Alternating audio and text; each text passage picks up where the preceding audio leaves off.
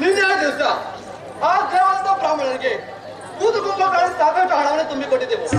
ಇವತ್ತಿನ ದಿವಸದಲ್ಲಿ ಆ ಬಡ ಬ್ರಾಹ್ಮಣನು ಕಷ್ಟದ ಮಾತುಗಳ ನಾಡುವನು ಅಥವಾ ಸುಖದ ಮಾತುಗಳ ನಾಡುವನು ಎಂದು ನಾವಿಬ್ಬರು ಹೋಗಿ ಅವನ ಗುಡಿದಲ್ಲಿ ನಿರ್ಮಾಣವೆಂದು ಕೇಳಿಕೊಂಡು ಬರೋ ನಡೆದ ಪ್ರಧಾನಿ. ಹಾಗಾದ್ರೆ ಮಹಾಪ್ರಭು ಹೋಗೋಣ ನಡಿ.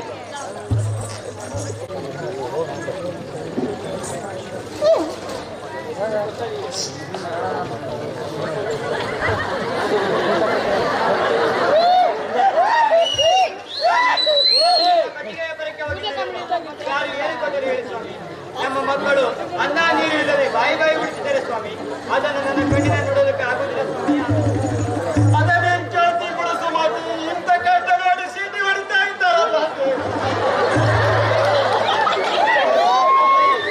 ನಮ್ಮ ಹಕ್ಕು ಬಟ್ಟೆ ನೋಡಿ ಸೀಟಿ ಹೊಡಿತಾ ಇದ್ದಾರೆ.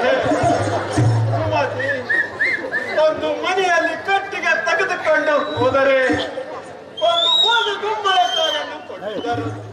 ಅದು ಯಾವ ರೀತಿಯಿಂದ ತಿನ್ನುವುದಕ್ಕೆ ಬರುವುದಿಲ್ಲ ಎಂಬುದಾಗಿ ಒಂದು ಅಂಗಡಿಯಲ್ಲಿ ಮಾರಿ ಅಕ್ಕಿನ ಚೆನ್ನಾರು ತಂದಿದ್ದೇನೆ. ಸುಮತಿ, ಗಂಜಿನಾದರೂ ಕಾಶಿ ಕುಡಿಯೋಡು.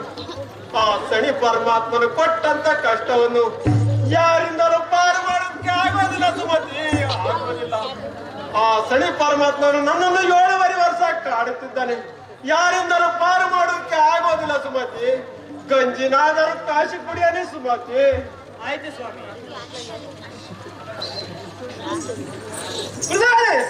ಇನ್ನ ಆಶ್ಚರ್ಯ ಅದನ್ನು ಜನ